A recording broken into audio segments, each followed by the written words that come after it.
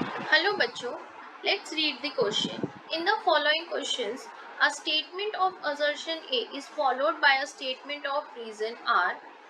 When the assertion, when the temperature becomes infinity, then the value of rate constant is maximum. Reason A is also known as the maximum rate constant.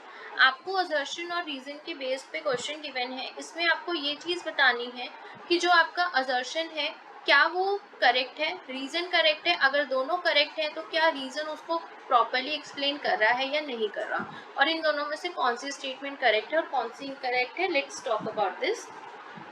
सो आपको बोला हुआ है temperature becomes infinity then the value of rate constant is maximum.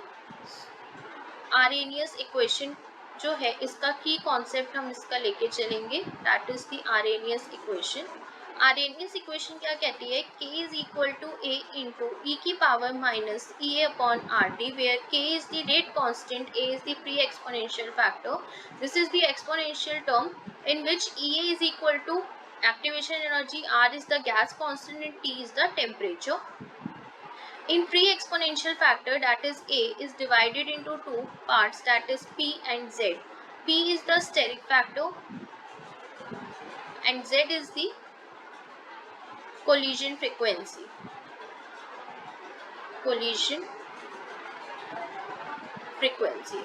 Steric factor जो है वो हमारा क्या define करता है कि कितने नंबर ऑफ मॉलिक्यूल्स जो हैं वो प्रॉपर ओरिएंटेशन शो करते हैं, वो हमारा क्या कहलाता है? Steric factor. और कोलिजन फ्रीक्वेंसी की नंबर ऑफ मॉलिक्यूल्स जो हैं वो कोलॉइड कर रहे हैं एक दूसरे के साथ, वो आपकी कोलिजन फ्रीक्वेंसी कहलाती है. अब देखिए आपको बोला हुआ है कि अगर आपने टेम्परेचर T जो है उसको इन्फिनिटी पे कर दिया है तो आपकी जो रेट कांस्टेंट की वैल्यू है क्या वो मैक्सिमम आएगी? तो रेट कांस्टेंट की वैल्यू मैक्सिमम तब आएगी जब आपका ई अपॉन आर टी क्या हो जाएगा? जीरो हो जाएगा.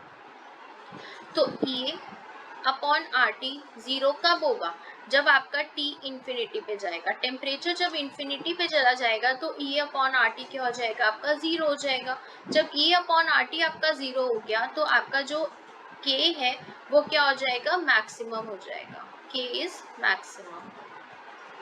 तो K क्या है? हमारा रेट कांस्टेंट. ये क्या हो जाएगा? आपका मैक्सिमम. तो आपका असर्शन क्या है? Correct. Move on to the reason.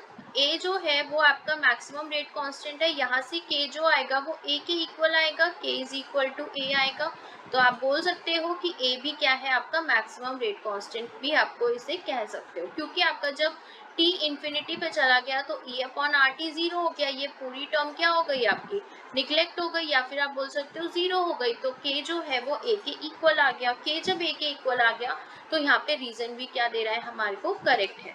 तो रीजन की स्टेटमेंट भी करेक्ट है, लेकिन रीजन जो है वो करेक्ट एक्सप्लेनेशन नहीं दे रहा है आपकी असर्शन की. तो जो आपका ऑप्शन रहेगा वो सेकंड ऑप्शन रहेगा, that is both the assertion and reason are true but the reason is not the correct explanation of the assertion. तो आंसर जो है वो आपका सेकेंड वाला रहेगा.